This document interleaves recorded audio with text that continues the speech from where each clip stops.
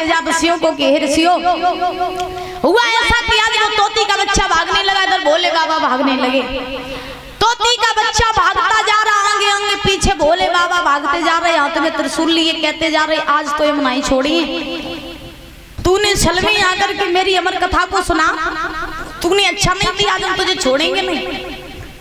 भागता जा रहा तोती का बच्चा, भागते भागते महाराज व्यास जी की कुटिया पे पहुंचो। जो व्यास जी की कुटिया पे तोती को बच्चा पहुंचो, तो व्यास जी की पत्नी थी जिनको नाम तो महाराज आईडी।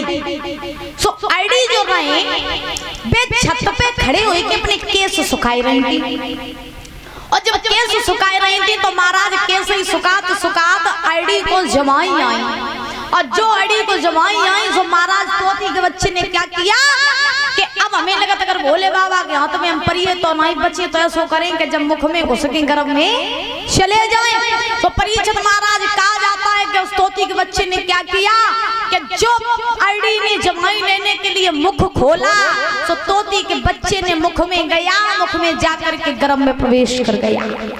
जो गर्भ में प्रवेश कर गया तो उसी समय इधर भोले बाबा भागते भागते व्यास जी की कुटिया पे आए, और जो भोले बाबा व्यास जी की कुटिया पे आए तो व्यास जी ने भोले बाबा को भागता हुआ देखा, तो व्यास जी कहने लगे, कहो भोले बाबा काय को भागत भाई आई है, काय को आपत जाए रहे, भागत जाए रहे, का बात है। सो भोले बाबा कहने लगे, जब बताओ व्यास जी तुमने मेरा चोर देखो चोर। सो व्यास जी कहने लगे, तुम्हारा चोर, तुम्हारी कैलाश पर्वत पे कौन सी मोहरे दबी धरी है जो तुम्हारी चोर चोरी कर लिया जाइए, कैलाश पर्वत पे सुधारो जो चोर चोरी कर लिये। तो महाराज भोले बाबा कहने लगे, खजाना तो कछु नहीं दबो धरो, तो कैसे तोती के बच्चे ने मेरी अमर कथा सुन ली, तो बाई को मारने के चक्कर में है। तो व्यास जी कहने लगे, अमर कथा पूरी सुनी? भोले बाबा बोले, हाँ पूरी सुनी। तो व्यास जी बोले, दिमाग ने कैलाश ही पे लगा लेते तो अंत तक बजत भाई ना आते। भोले बाबा बोले, सो कैसी कही? व्यास जी बोले, ऐसी कही कि अब तो मैंने अमर कथा सुन ली, तब तो वो पहले ही अमर हुई हो, तो जो अमर हो गया उसे मारा नहीं जा सकता, तो जाओ भोले बाबा लौट जाओ कैलाश पर्वत पे, समाधि लगाओ जाएगी, तुम्हारी बस की बात नहीं है, तो वो अमर हो गया। भोले बाबा कहने लगे, बात तुमने सही कही। आज भोले बाबा वहां से लौट गए। तोती के बच्चे ने जो आईडी के गर्भ में प्रवेश किया था, वो गर्भ दिन ब दिन बढ़ने लगा। जब गर्भ परीक्षित महाराज दिन ब दिन बढ़ने लगा, प्रमाण यहाँ तक मिला 1 साल नहीं, 2 साल नहीं, 3 साल नहीं, बल्कि 12 साल व्यतीत होने के लिए आए, लेकिन वो तोती का बच्चा गर्भ में से बाहर नहीं आया। जब तोती का बच्चा गर्भ में से बाहर नहीं आया, उसी समय आईडी का गर्भ दिन ब दिन बढ़ता जा रहा है।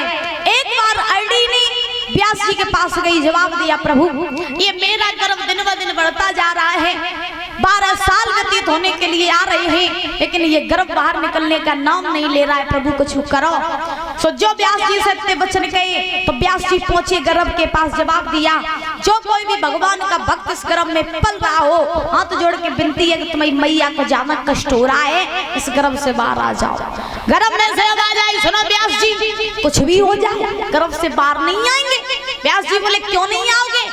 तो गर्भ से आवाज आई कि अगर हम गर्भ से बाहर आए तो भगवान की बनाई हुई माया हमें पकड़ लेगी, और जब भगवान की बनाई हुई माया हमें पकड़ेगी तब हम भगवान का भजन नहीं कर पाएंगे। इसीलिए हम जब गर्भई में रह के ही भगवान को भजन करें, हम धरती पे दुनिया में नहीं आई, हाँ हम जब गर्भई में रही। सो महाराज व्यास जी ने कही तो हम क्या करें? सो व्यास जी ने भगवान नारायण का आह्वान किया। भगवान नारायण आए, जब नारायण आए तो नारायण उस गर्भ के पास में गई, जवाब दिया, इस गर्भ में जो कोई भी मेरा भक्त हो गर्भ से बाहर आ जाओ, जाओ, हम वरदान देते हैं कि जब संसार में आओगे तो यहाँ की मोह माया तुम्हें नहीं पकड़ेगी। इतना कह के भगवान वहां से चले गए। इधर महाराज 12 साल बाद वही तोती का बच्चा उस गर्भ में से बाहर आया। महाराज जब तोती का बच्चा गर्भ में से बाहर आया तो जैसे ही गर्भ से बाहर आया, सोई महाराज एक सोटा को ले लो और सोटा को कंधे पर रख लो, वो भागन लगे। उन्हीं का नाम सुखदेव पड़ा।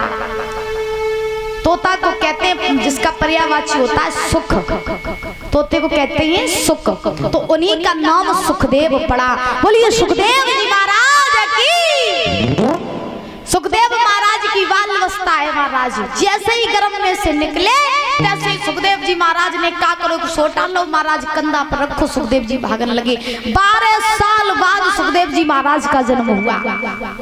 कितने साल बाद? 12 साल बाद। किस लिए हुआ?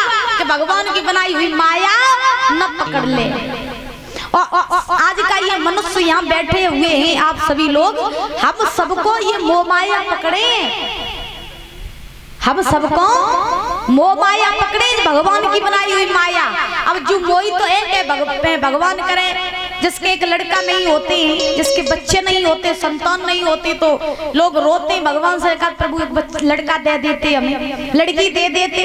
अब बताओ जब मोही माया तो है, जब लड़का हो जाए तो बाप सारी जिंदगी कमाई करता है पुत्र के लिए कि बेटा बड़ा होगा कमाई करेगा रोटी खवाइए हमें। अब बताओ जब मोही माया तो है घर के कामन में फंसे रात। अगर कोई पड़ोसी भैया कहते हैं कि भैया चलो गांव में भागवत सुनिए, आओ चले, तो कोई लोग तो यही कहते कि पहले जब घर की भागवत समेट ले तब बाहर वाली सुनिए जाएगी।